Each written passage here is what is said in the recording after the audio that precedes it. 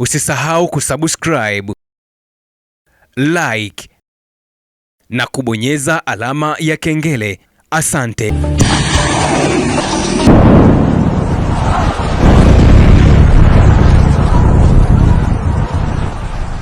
Bila shaka yoyote, hivi sasa kila mmoja wetu macho yake yote na masikio yake yametupa Mashariki ya Kati, vita vya Irani na Marekani. Sasa jambo kubwa ambalo watu wengi wamekuwa wakijisahau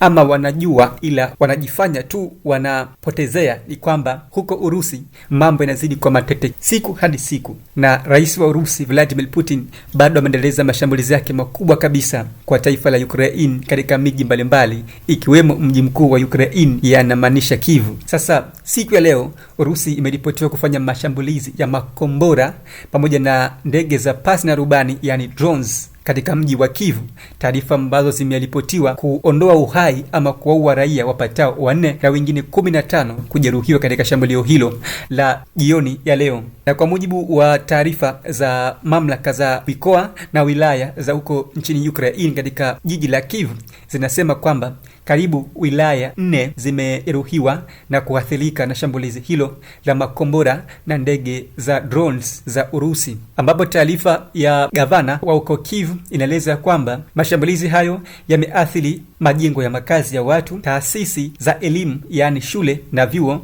lakini pia yameharibu taasisi binafsi za kutolea huduma za jamii. Na kwa mujibu wa gavana huyo wa Kyiv, Mykola Kalashnyk, ameeleza kwamba watu hao wote ambao wameathirika vikali wapo na hali mbaya, yani mahututi, wakikaribia kufariki dunia. Na kwa mujibu wa ripoti ambazo zimetolewa na rais wa Ukraine Volodymyr Zelensky, anasema ya kwamba shambulizi la Urusi limelenga moja kwa moja maeneo muhimu ya nishati ili kuathiri na kuzofisha mfumo wa nishati na uchumi wa Ukraine, ambapo amesema kwa mujibu wa taarifa alizonazo bwana Zelensky, anasema Urusi imerusha karibu mashambulizi 430 ya ndege za pasi na rubani, yani drones, na makombora takribani 68 kuelekea mji wa Kyiv huko Ukraine. Kufuatia mashambulizi ambayo ameendeleza kufanya Urusi nchini Ukraine katika jiji la Kyiv, Ukraine na tume ya Umoja wa Ulaya zimemshutumu na kumlaani rais wa Urusi Vladimir Putin kwa kile ambacho kinaendelea kufanya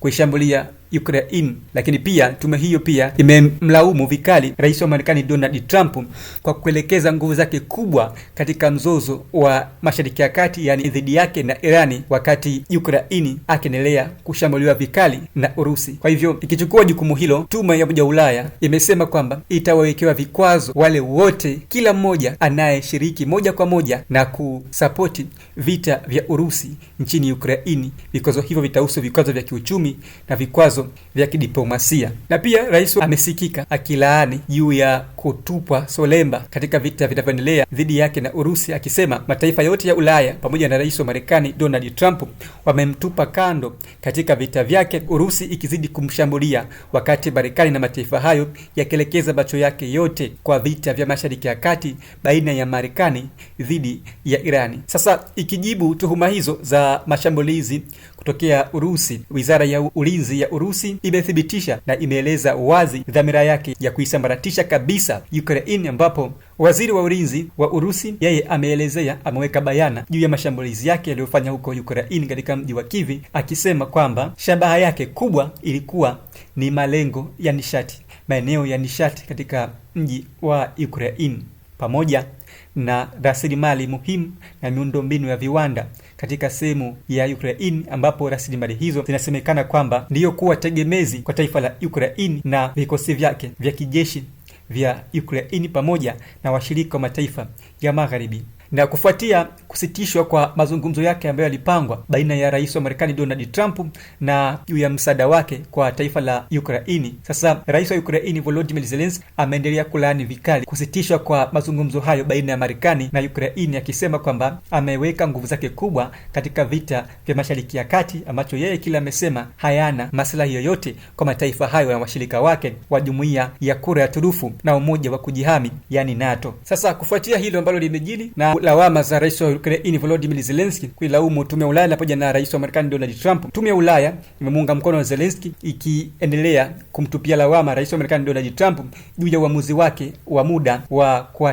kumwachilia vikwazo rais wa Urusi Putin, yani kuachilia vikwazo na kulegeza vikwazo kwa Urusi kupitia rais wake Vladimir Putin juu ya mpango wa mafuta ambao Vladimir Putin amekuwa akiendeleza. Hiyo anasema kwamba mataifa hayo ya Ulaya anasema kwamba inampa nguvu na kiburi Vladimir Putin, rais wa Urusi, kuendeleza na kuishambulia na kuisambaratisha Ukraine. Akielezea madhara ya hilo, rais wa Ukraine Volodymyr Zelensky amesema kwamba ameonya kwamba huenda mpango huo wa mafuta na nishati ya Putin unaweza ukampa nguvu zaidi na kumpa zaidi ya faida ama maslahi, manufaa ya zaidi ya dola za Kimarekani bilioni 10 na kumsogeza mbele katika vita vyake vya Ukraine na kumpa kiburi zaidi. Akijibu malalamishi hayo ya rais wa Ukraine Volodymyr Zelensky, rais wa tume ya Ulaya Antonio Costa ameitisha kile ameita mazungumzo ya karibu, akisema wanachama wote wa tume ya Ulaya wanapaswa kuketi na kujadili hali ya dharura juu ya kile ambacho Urusi anakifanya wakati Marekani ikiendeleza vita vyake vya Mashariki ya Kati dhidi yake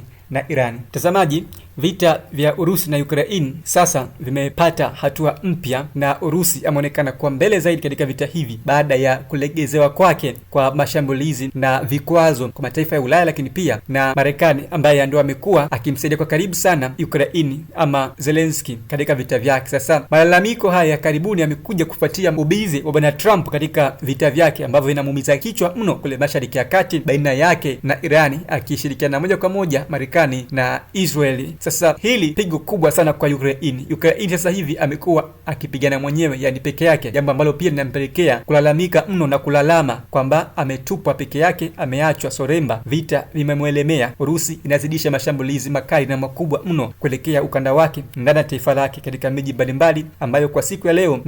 miundombinu ya nishati ya gesi imelengwa na Urusi na kuharibu karibu wilaya 4 kwa mujibu wa mamlaka za nchini Ukraine katika jiji la Kyiv. Sasa tume ya Ulaya pia nayo imeonekana kuwa kulipa kipaumbele swala hili la Ukraine kuachwa soremba, lakini pia imesema kwamba wanachama wote wa tume ya Ulaya, karibu wanachama 27, wanapaswa kuwekewa vikwazo endapo yeyote yule atasapoti vita dhidi ya Urusi na Ukraine. Endelea kutufuatilia kupitia Yuhoma TV na tuachie maoni yako, lakini pia usisahau kuendelea kugusa alama ya kengele ili uweze kusubscribe, taarifa mbalimbali ziweze kukufikia popote pale ulipo. Mimi naitwa Chifu Mkuu wa Itifaki na hapa ni Yuhoma TV.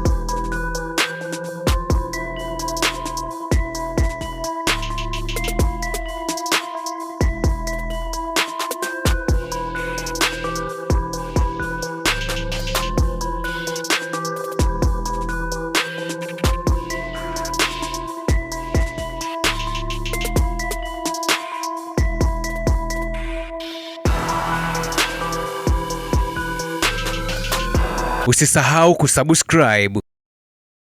like na kubonyeza alama ya kengele. Asante.